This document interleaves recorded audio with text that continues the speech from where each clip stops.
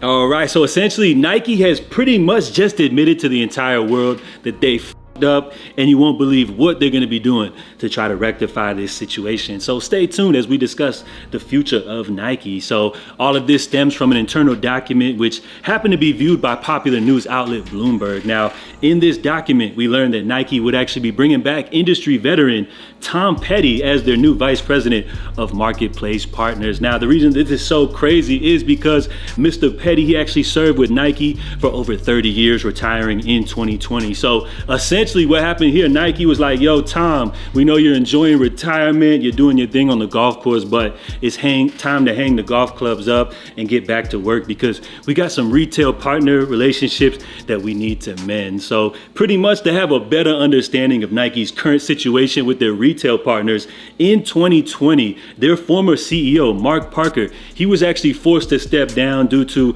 a little bit of controversy, which, you know, is pretty common here in the corporate world. Now, he was replaced by John Donahoe. Now, the difference between John Donahoe and Mark Parker was this, that Mark Parker, he actually had a background in design. He pretty much worked his way up through the ranks at Nike versus John Donahoe, who had more of a tech background, and he had this grand plan, you know, to push Nike forward with their direct to consumer business. So essentially what that meant was pulling back from their retail partners that carried a lot of Nike's releases for a more direct to consumer relationship, pushing releases exclusively through the SNKRS app. Now, at the time, this was 2020, 2021, we were in the middle of a pandemic. This move served to be really great as everybody was stuck inside, forced to buy stuff and shop online. But then once things started to open up and people were outside again, they started to return to shopping in stores. And remember how we mentioned that Nike pulled a lot of their releases from the shelves of stores? Well, these retail stores in return,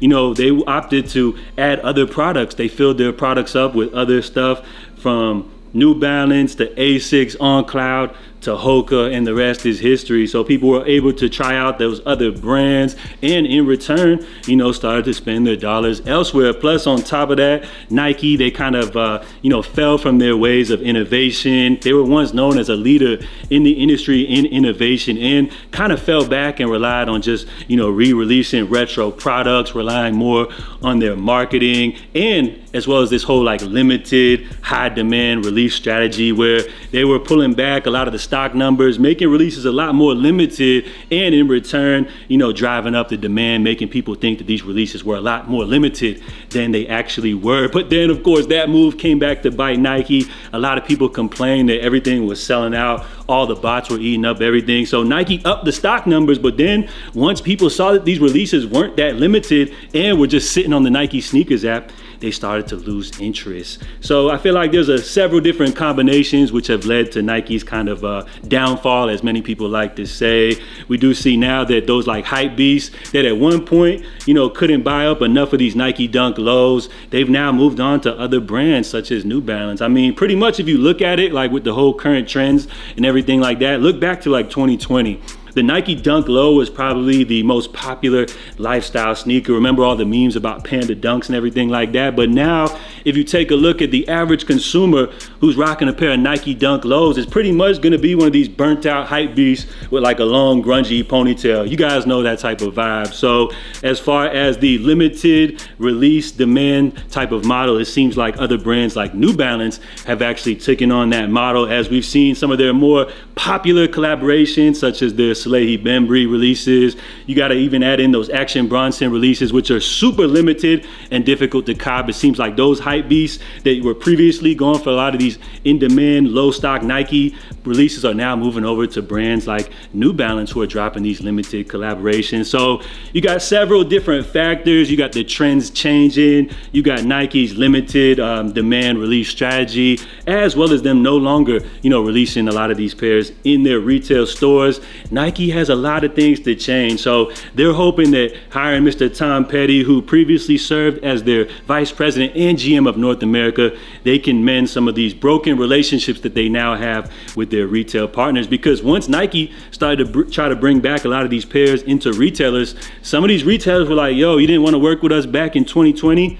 We're not carrying your products anymore. So hopefully this move will help mend some of those relationships.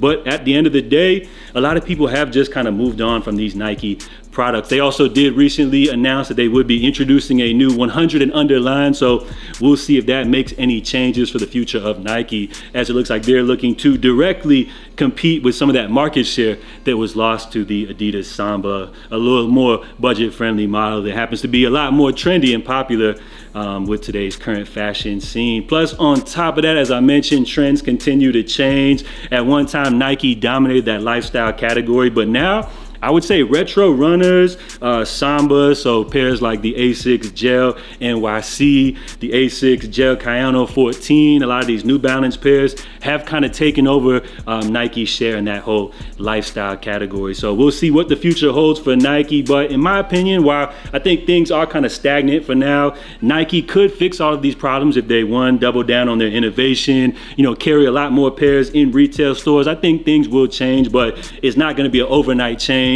And I think Nike's going to see a few years where things are just kind of stagnant. And then, once a lot of these new techniques are implemented, I think we'll start to see Nike just get back right on par. Plus, trends come and go, and I'm sure a lot of these retro Nike products will be back in style, here in the next coming years or so. So let me know what you guys think about Nike's current downfall. What can they do to try to improve things and up their stock, or is Nike just doomed and could potentially be overtaken by some of these more innovative and upcoming brands? Drop your feedback down below. We're gonna wrap things up. I just wanted to kind of check in with you guys here on this little weekend update, to just kind of give you guys my current thoughts here on sneakers. So drop your feedback down below. If you guys enjoyed today's upload, please help support the channel by hitting the like button. So I'm JA. Make sure you guys stay safe, stay blessed, and I'm out. Catch you guys tomorrow. Love.